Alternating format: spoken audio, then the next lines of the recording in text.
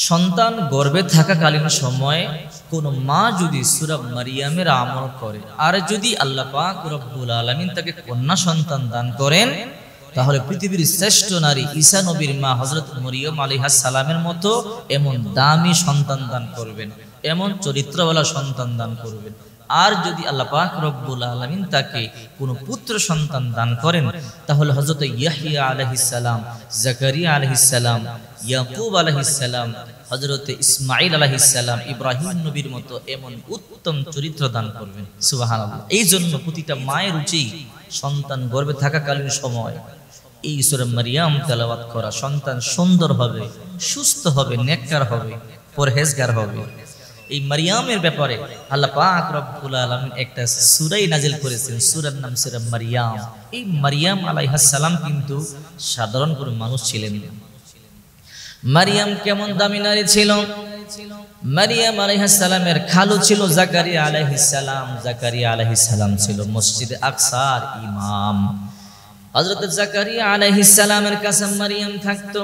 ছোট্ট মেয়ে মারিয়ামকে মেহরাবের পাশে ছোট্ট একটা ঘর বানিয়ে দিয়েছে। মারিয়াম সেই ঘরের মধ্যে থাকে, যে গিরাজগার করে, ইবাদত বন্দেগী করে। সবাই নামাজ পড়ে চলে যাওয়ার পর মারিয়াম মসজিদটা সুন্দর করে ঝাড়ু দেয়। একবার জাকারিয়া নবী দ্বীনের দাওয়াতি কাজে চলে গেলেন। একদিন, 2 দিন, 3 দিন পর্যন্ত মারিয়ামের কথা ভুলে গেলেন। মারিয়ামকে দরজা বন্ধ করে তালা মেরে চলে গেলেন। 3 দিন পর হঠাৎ মনে হলো, কিরে মরিয়মকে রেখে এসেছি, আহারে মরিয়ম হয়তো না খেয়ে মরে গেছে। জাকারিয়া নবী চোখের পানিগুলো ছেড়ে কান্না শুরু করে দিলেন। 3 দিন পরে যখন এলাকার মধ্যে ফিরলেন, মরিয়মের ঘরের মধ্যে তালা খুলে যখন ঢুকলেন, ঢুকেই দেখি আশ্চর্য, মরিয়ম তো মরে নাই। তার চতুর্পার্শ্বে রং বিরঙের খাবার দেখা যায়। কুল্লামা দাখালা আলাইহা জাকারিয়াল মিহরাব ওয়াজাদা ইনদাহা রিজকান ক্বালা ইয়া মারইয়াম আন্না লাকি হাযা। হে মরিয়ম, এগুলো কি? ক্বালাত হুয়া মিন ইনদিল্লাহ। মরিয়ম বলল, এগুলো আল্লাহর তরফ থেকে এসেছে। ক্বালাত হুয়া মিন ইনদিল্লাহ ইন্নাল্লাহা ইয়ারযুকু মান ইয়াশাউ বিগাইরি হিসাব। আল্লাহ পাক রব্বুল আলামিন যাকে চান বেহিসাব রিজিক দান করেন। হ্যাঁ মরিয়ম, 3 দিন পর্যন্ত তোমার খবর নিতে পারি নাই, কি খেয়েছো? মরিয়ম বলে, খালু যান, যখন আমার খাবারের প্রয়োজন পড়তো আল্লাহ তাআলা জান্নাত থেকে রং বিরঙের খাবার পাঠিয়ে দিত। যখনই কোনো খাবার দরকার পড়তো আল্লাহ পাক রব্বুল আলামিন জান্নাত থেকে আমার জন্য খাবার পাঠিয়ে দিত। মারিয়াম যখন সাবালিকা হলেন, একদিন গোসলখানার মধ্যে গোসল করতেছে, দরজা বন্ধ, জানালা বন্ধ, কোনো ছিদ্র নাই। ফাআরসালনা ইলাইহা রূহানা ফাতামাসসালা লাহা বাশারান সাওয়িয়া। হঠাৎ করে মরিয়ম তাকিয়ে দেখলো একজন অপরিচিত যুবক তার কামরার মধ্যে ঢুকে পড়ল। মরিয়ম বলল, কে তুমি? তোমাকে চিনতে পারলাম না। জিবরাইল বলল, আমি তো আল্লাহর তরফ থেকে একজন বার্তা বাহক, আমি আর কেউ নয়। বলে, তুমি কেন এসেছো?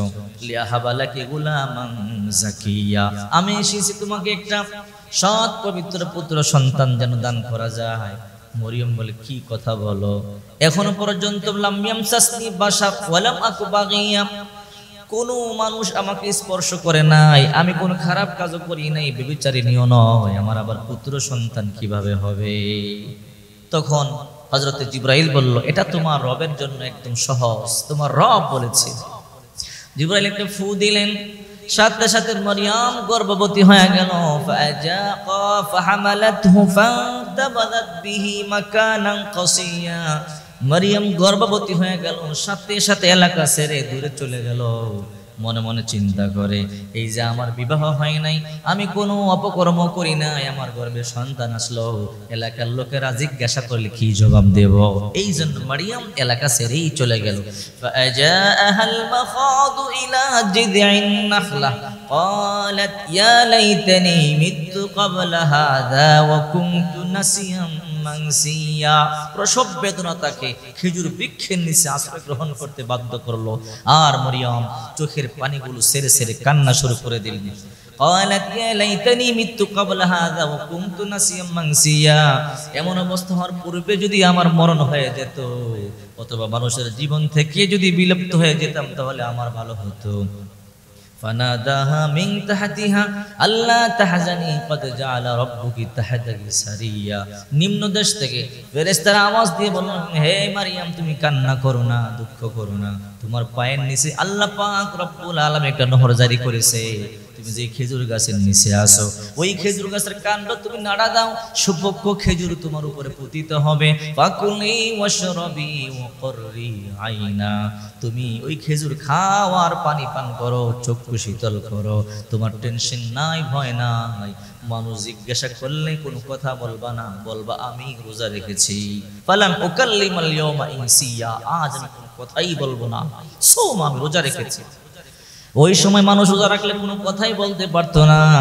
অনেকদিন পরে ফাতাত বিহি কওমাহা তাহমিলু, মারইয়াম তার সন্তানকে নিয়ে এলাকার মধ্যে গেলেন।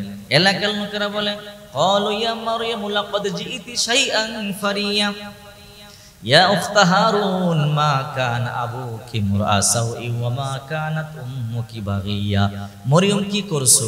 তোমার বাবা বড় ভালো মানুষ ছিল, তোমার মা বড় ভালো মানুষ ছিল, তুমি কাজটা করলা কি? এই সন্তান কার? মরিয়ম কোনো কথা বলে না। ফাশারাত ইলাই, মরিয়ম ইশারা দিয়ে ওই বাচ্চাটাকে দেখাইয়ে দিল, তাকে জিজ্ঞাসা করো সে কে, কোথা থেকে এসেছে, তার কি নাম?